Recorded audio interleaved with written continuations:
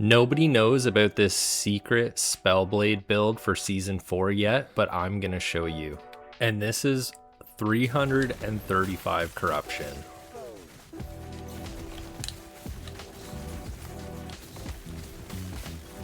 This is the Volcanic Orb Orbiting Spellblade. It's a melee build that actually all of its damage comes from your spells. You're auto casting Volcanic Orb. It spins around you. There's one ice orb and one fire orb, but you can actually have a lot more than that at a time. And this is a completely unique playstyle that just came out, and I feel like nobody knows about it because if you look at Last Epoch Tools, the main build website, besides Max Roll, you will not find this build on there. So there's 2 rings that just came out with Season 4 that make a set, and those enable the build. And when you search on Last Epoch Tools, this ring that's part of the set, there's only 4 builds using it, and none of them are mages.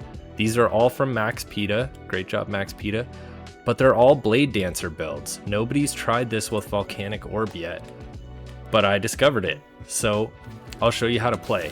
You flame rush in, you can cast your flame ward, and then you melee. Every time you do a flame rush, it auto casts a volcanic orb in addition to turning you into a volcanic orb. So it's like 2 fire orbs, double damage. And then as soon as you melee, it creates an ice orb as well. So we're running around with 2 elements and just shredding every enemy in sight. It's a pretty tanky build too. We've got usually 6,000 ward and full health most of the time. As you can see, this is a ton of fun to play. It plays like a melee build, but all the damage comes from the spell that's circling around you automatically. So we flame rush in, melee, and that's about it. If you want, you can also do some cleave damage. You can summon volcanic orbs manually with a direct cast of the ability, and that'll give you a bunch of fire volcanic orbs. I usually save that for bosses. It's kind of unnecessary on regular mobs, but look how fast this build is. We've got a ton of ward, a ton of health for a mage, lots of movement speed, mobility. By the way, we're hitting like 500,000 DPS per volcanic orb. I live streamed this build while I was creating it, so if you want to check those out, go to my channel, Seagrave Gaming. You can watch a few hours of live stream as we pulled this build together. I've been working on it for a few days now, and I've got a lot of positive feedback because, like, just look at how fun this is. Next up, I'll take you through all of the passives, the equipment, everything you need to know to make this build yourself and have a ton of fun. So starting off with the skills, we've got Flame Rush, which is our movement ability. Flame Ward adds some additional ward and mana generation. Mana Strike is our melee. Flame Rush and Mana Strike are your 2 main most important abilities other than Volcanic Orb. And Enchant Weapon, we kind of had a free slot here, so I experimented with a couple options that could auto cast, and I settled on Enchant Weapon because it increases your attack speed by 50%, and that really helps our mana generation because all of our mana gen is coming from Mana Strike. To go in depth on the skills, Volcanic Orb's going to be the first one you pick up, and you want to take every node that says more damage. So the core is the ball, the orb part of Volcanic Orb. The core is what you want to increase. The reason I say that is you can increase the shrapnel damage, but we don't care about the shrapnel. We've got orbs spinning around us, and every time they touch an enemy, they do a ton of damage. 425k DPS right now, and my gear's not even optimized yet. So we've got more damage, Speed is also important. So we've got more damage and speed. More damage, speed, more damage, cooldown recovery so that we can get more damage, and we've got some extra points. You can put them in mana efficiency. It does cost almost 60 mana per orb. That's why our mana drains so quickly, but there's a balance. As long as you're moving and attacking frequently, your mana will stay high enough that it'll keep casting the Volcanic Orbs and you can keep killing everything, which is also going to heal us because we've got spell damage, health leech, and you'll see that once we get into the equipment. Next up is Flame Rush. So with this, we want to first come down here to get Fiery Overlord. We want to come down here to get Fiery Overload, to unlock Lunar Protection, to unlock Magma Starter. What this does is it turns your Flame Rush into a Volcanic Orb. So now, because of this item set, these 2 rings, every time you do fire or ice, melee, or traversal ability, it'll spawn a Volcanic Orb. So when you Flame Rush, you turn into a Volcanic Orb and you cast Volcanic Orb, which circles around you. The remaining points we're gonna put into all the buffs that you can get from Flame Rush. So damage reduction, buffs last after you leave Flame Rush, mana efficiency and cooldown, speed and range, and Fire Shred. For Flame Ward, we're gonna first come over here to get the mana regeneration and max that out.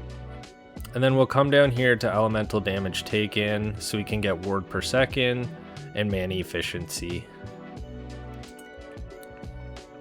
Mana Strike is your other top 3 most important abilities. First off, we come up here to turn it into a cold ability that activates our cold melee, which the rings require. And everything else in this tree, we're basically just trying to generate mana.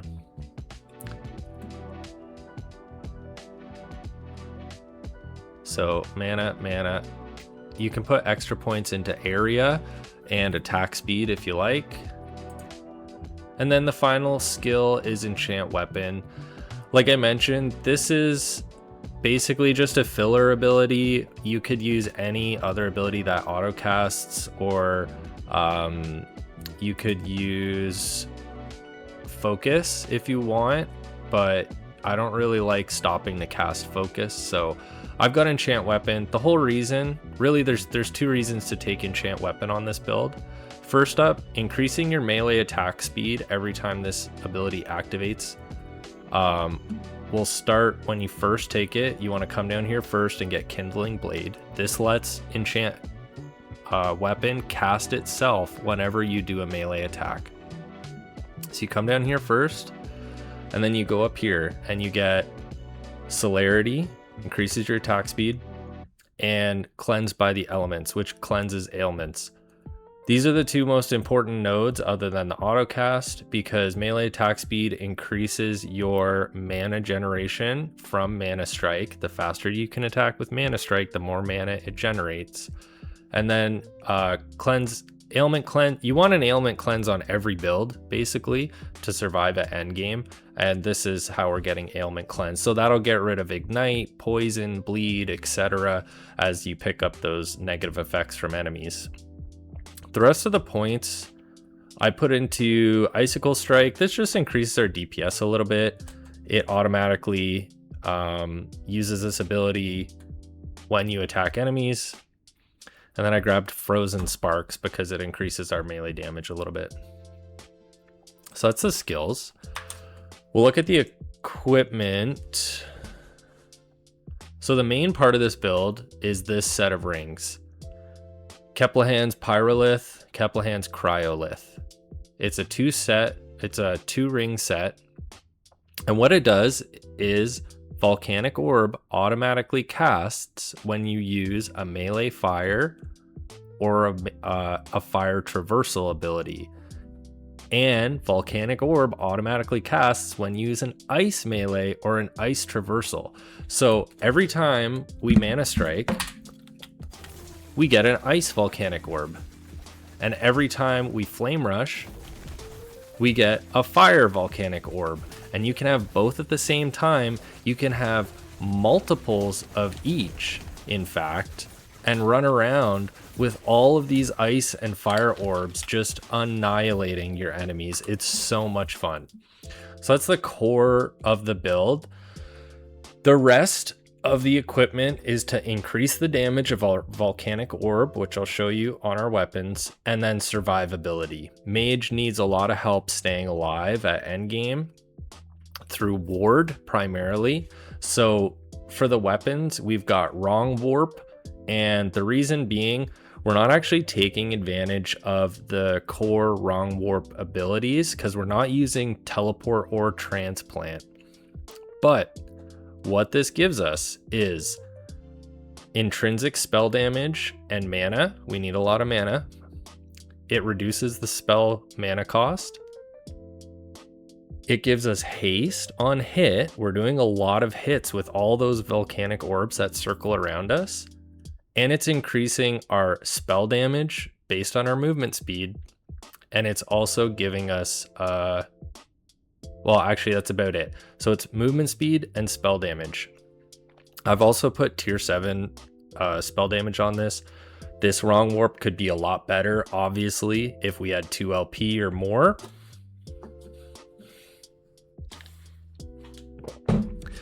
The other weapon, and this is the whole reason that we're a Spellblade, is so that we can have a sword in our offhand. And the reason being is Transcriber's Graver gives us more mobility and more damage with Volcanic Orb. So I slammed this with some crit chance and spell damage. This sword could be a lot better. I'm working on making a new one with tier 7 spell damage. And that's where a lot of our damage is coming from. Another item that's pretty important for the build that it's not 100% required, but I haven't found something better yet, is the Eye of Erexia. So the Eye of Erexia and the Transcriber's Graver are the two main uniques that support Volcanic Orb, in addition to the brand new Season 4 set of rings that support Volcanic Orb. Eye of Erexia increases our cooldown recovery speed for Volcanic Orb for those times that you do want to cleave a boss. If you want to cast a whole bunch of Volcanic Orbs, you can do that. You just hold the button down and look at them all. Isn't that awesome? The other thing it does is increases the speed of Volcanic Orbs. Like I mentioned, the speed of the orbs is pretty important because they're orbiting you. The faster they move, the more time they hit enemies, right? And this one could have a much better slam as well. I don't really know where I'm going to go with that next, but so that's where our damage is coming from. Let's look at our survivability from our items. So obviously, Architects of the Astral Blood. This is like best in slot for most ward builds. This is why we've got 6,000 ward, and it's also why we can have full health and full ward at the same time. The way this chess piece works is that it reduces your health per second, and based on your health lost, it gives you ward. But the difference is that it adds your maximum health as your ward limit, and that's why we're allowed to have full health and full ward at the same time. Now, obviously, my health is low right now because I'm standing still, but as soon as you start hitting enemies with Mana Strike and dealing damage with your Volcanic Orbs, your health recovers to full during combat, so you're even tankier than a normal low-life ward build might be. I slam that with Intelligence. It ups our damage, and it also helps our ward gen. The next one's the Bone Clamor Barbute. Now, this one gives us Dex and Intelligence, which are two important stats for this build. Gives us necrotic resistance and some ward per second based on uncapped necrotic resistance. It's a pretty standard ward helmet to use. I've slammed it with vitality because the higher our max health, the higher our max ward because of Architects of the Astral Blood. I also have an Orion's Eye or Orion's Eye, I'm not sure how to pronounce it yet. This converts all void damage you take into fire, reduces the amount of fire damage you take, reduces the amount of damage over time that you take, increases your mana, which we like, and gives you some stun immunity after being stunned. I haven't found an LP version of this yet, but that's one thing I'm working on to continue improving this build and optimizing the gear, is getting a new one of these amulets with some legendary potential so I can slam other stats onto it. Next up, now this belt is kind of in flux. It's probably not best in slot, but it's doing well for me right now because it has poison resistance and cold resistance. So I've been just trying to max out my resists, increase my survivability so that I can keep pushing corruption. We're over 330 corruption right now, and I don't see an end in sight. This is a very strong build. The reason I'm using this besides the resistances is it increases our crit chance, increases our crit strike multiplier, and I've got a T7 increased health on it. So max health, mana, intelligence, dexterity are some of the things that we're looking for on our equipment. Transient rest is what we have for our boots. Now, ideally, this belt would also have cooldown recovery. You need cooldown recovery on your boots and ideally your belt for this build because you want the cooldown of Flame Rush to be as low as possible. You want to Flame Rush as frequently as you can. But we're using Transient Rest because every time you stop moving, it generates ward. It's also got amazing resistances. The necrotic resistance on it synergizes with our helmet because you get ward per second for uncapped necrotic resistance, and it increases our movement speed. Next up, Grasp of the Blood Mage. Now, these are cool because they convert hit damage into damage over time from rares and bosses. They give some cooldown recovery, and they give spell damage leached as health, which is a pretty rare affix. There's only a few places you can get that. It increases our base spell critical strike chance, which is awesome. And then it does do some damage to us, unfortunately. But that's all the equipment. As for the idols, so I probably need a better altar here. But I've taken this altar because it increases your max health based on idols in the refracted slot. And all of our idols are to increase our max health. Once you're at 300 corruption, you need as much ward and health as possible.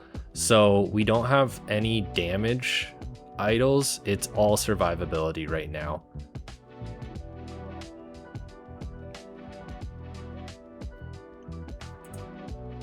Take a look at the blessings here.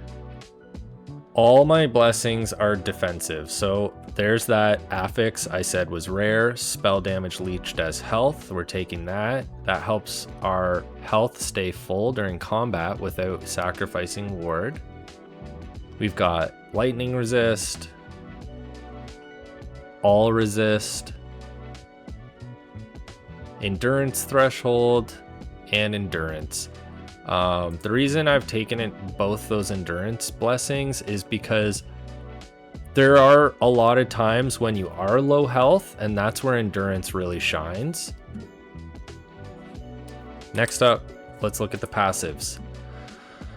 So the methodology with the passives is almost all defensive again. Like a ton of our damage is coming from our equipment and our skill points, so we can use our passive points and our blessings to increase our survivability. So we maxed out health and mana from the Scholar node. We've got intelligence and some resists on Arcanist, 6 points. I've got 1 point in reactive ward just so I could max out Warden, which gives ward retention. Then we'll come to the sorcerer tree. Even though we're playing Spellblade, I went in here to get some mana and ward per second, 5 points, and then 5 points of intelligence, which also increases our spell crit chance. Now I have a 62% spell crit chance, which is awesome. Anything over 50% means you're gonna crit more often than not, right? And about 20% of that is coming from this node alone, because our intelligence is at 72 and it converts intelligence into spell crit chance. So that helps us do a lot of damage. Rune Master, obviously we need Flame Rush. So the first thing you should do is put 5 points into Flame Rush as soon as you unlock your mastery. And, put 5 points into Rune Master so that you can get Flame Rush. Where we're putting our points here is maxing out health and less damage taken from ignited, shocked, or chilled enemies. Every enemy you fight is going to get ignited or chilled because of our Volcanic Orbs.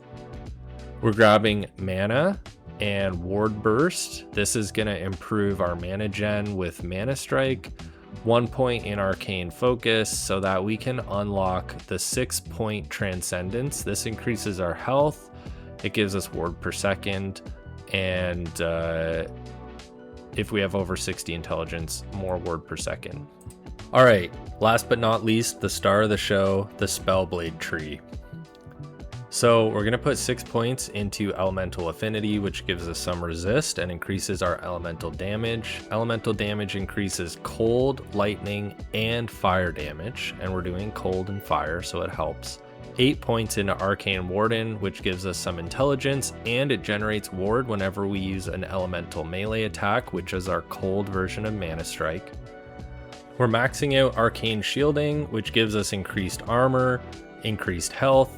It also activates Arcane Shield when you directly use a melee attack and hit at least one enemy. It reduces the damage you take and it gives you ward per second. We're going to take Resonating Aegis. Each stack of Arcane Shielding also grants increased armor, and you gain multiple stacks when you use Surge or Enchant Weapon, which, if you remember, Enchant Weapon is casting itself in this build. 5 points into Defender of Welrin. This is going to allow Dexterity to increase our critical strike chance, and we've got a good amount of dex on this build, so it's worthwhile. Gemini, this is the whole reason that we're a Spellblade. You can equip swords in your offhand, and it increases our cast speed. Mana Reaver, extra health, chance to gain mana on an elemental melee attack. Oh, it's actually any melee attack. 1 point into Illusory Combatant. 5 points into Awe Strike. This gives us parry chance, which is going to help us survive a little bit. Conjured Armor, we're taking 4 points to gain ward retention equal to a percentage of our increased armor. And Outrun and Outlast, which is giving us increased health and increased ward retention. The last few points, because I'm level 92 and at 100 we've got 8 more points, I would consider putting into Illusory Combatant and Volca's Razor just to increase our movement speed, because movement speed equals damage with Wrong Warp, right? So that's the new Spellblade, and as I mentioned at the beginning of the video, nobody's playing this build yet. I haven't found it on the websites, so here we are. Check it out, give it a try. It's a lot of fun to play. It only took me a few days to go from a brand new character to having all this equipment, being level 92, being over 300 corruption. And if you like build guide videos like this, check out my Bees and Trees meme build. It's a Spriggan build that uses the new bees in season 4. It's another set of armor that automatically spawns bees for you. It's a thematic build that's a lot of fun to play. It's also a great support build if you're trying to help one of your friends out, and it heals AoE, it uses Thorn Totems, and it's also a lot of fun to play. I'm Adam. This is Seagrave Gaming. Subscribe for more videos like this, and let me know what you're playing in Season 4 in the comments below. I'll show you what it looks like to kill a boss with this Volcanic Orb Spellblade.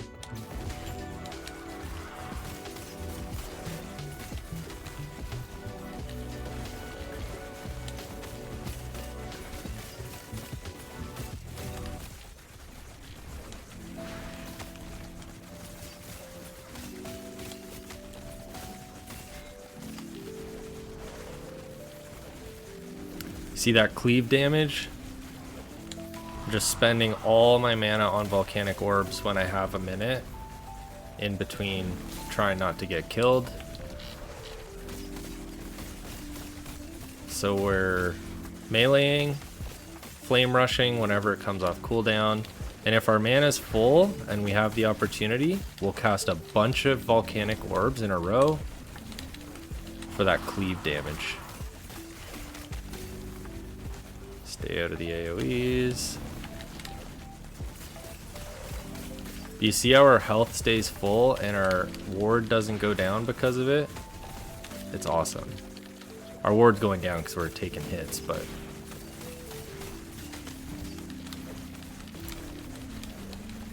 Now, I'm not selling this build as if it's the strongest, most effective, highest damage build in the game. That's just not how I play. I'm not really a min-maxer.